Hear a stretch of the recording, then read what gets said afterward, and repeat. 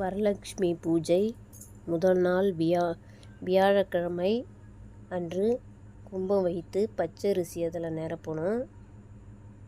அதில் நிரப்பிட்டு ஜாதிக்காய் மாசிக்காய் அதுக்குள்ளே வைக்கணும். எலுமிச்சங்காய் பழம் ஒன்று வைக்கணும். காதோல கருவமணி நாணயங்கள்லாம் எடுத்து அதுக்குள்ளே வெள்ளியில் இருந்தாலும் இல்லை எதுவோ நம்மளால் முடிஞ்சது அதுக்குள்ளே வைக்கணும்.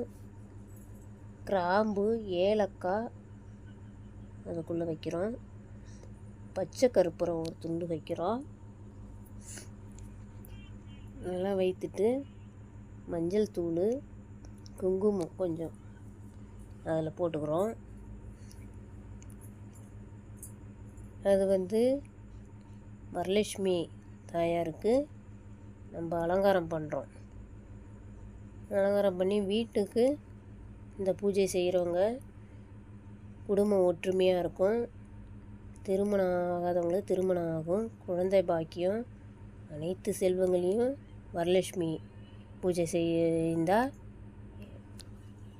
எல்லா செல்வங்களும் நம்மளை சேரும்.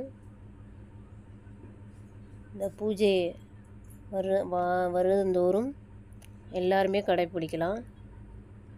நம்மளால் என்ன முடியுதோ நமக்கு அந்த எளிமையான சில பேர் தண்ணி நிரப்பி பண்ணுவாங்க.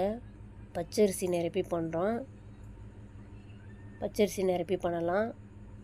குலதெய்வத்தை வழிபட்டு தாலி சரடு மஞ்சள் வளையல் எல்லாம் அதில் வைத்து தேங்காய் ஒன்று அந்த கும்பத்துக்கு மேலே வச்சுட்டு இப்போ லட்சுமி முகம் நம்ம அதில் பொருத்துகிறோம்.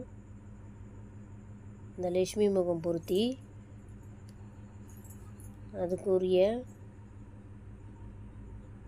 இந்த ஆபரணங்கள்லாம் அதுக்கு அலங்காரம் பண்ணி அதை நம்ம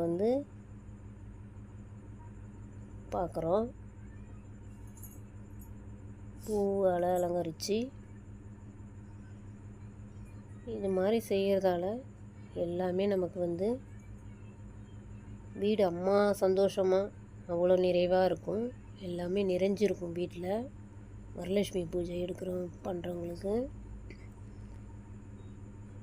இதை கொண்டு போய் நம்ம மாக்கோலம் இட்டு வாசலில் வைத்து தீப தூபம் அனைத்தும் காட்டி வரலட்சுமி தாயாரை நம்ம வீட்டுக்கு அழைச்சிட்டு வரணும்.